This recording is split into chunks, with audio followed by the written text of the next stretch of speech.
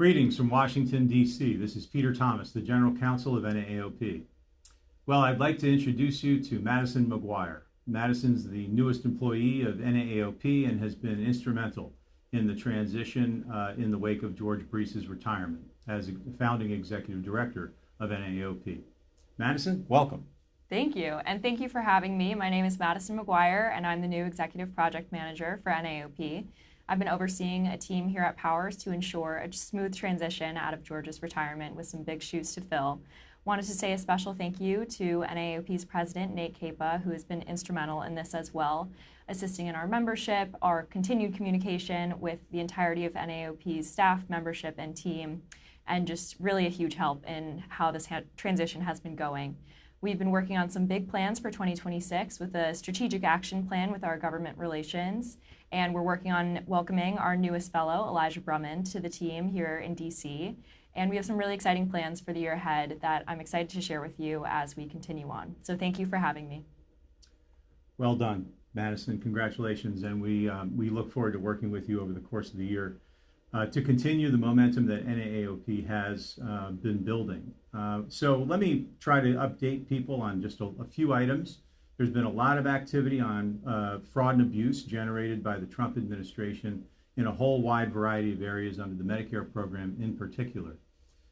Just this past week, there was a request for information on something they call the Crush Fraud Initiative. And NAAOP worked closely with its O&P Alliance partners in submitting some specific comments to that opportunity.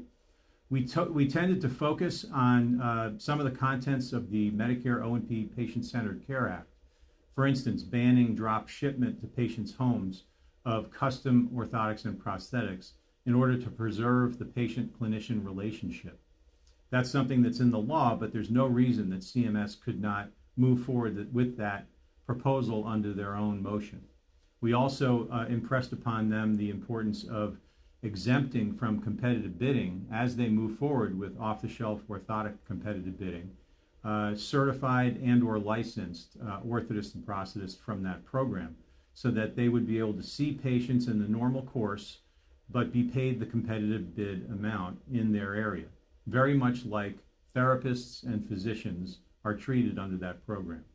And finally, we took the opportunity to reiterate and to impress upon CMS that it's been 26 years since the Congress passed BIPA Section 427.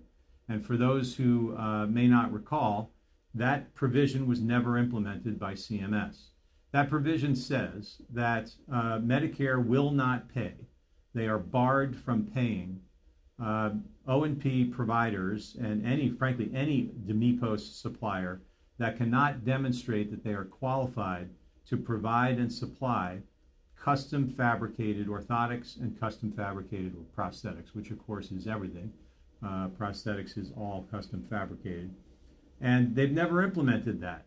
And as a result, you've got a number of OIG reports and other investigations led by the Department of Justice that have allowed claims to be paid by unqualified suppliers under the federal law.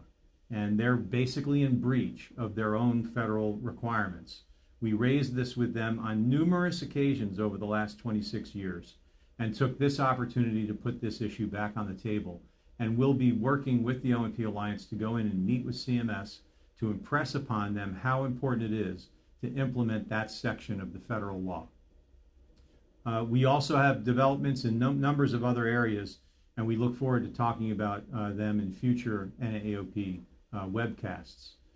One last note, we congratulate AOPA on their policy forum that will be being held in the next couple of weeks. We'll be participating in that and look forward to storming Capitol Hill with you, or if you're not able to make it, then talking on your behalf and, of course, on behalf of NAAOP. So thank you so very much for your membership and your support of NAAOP.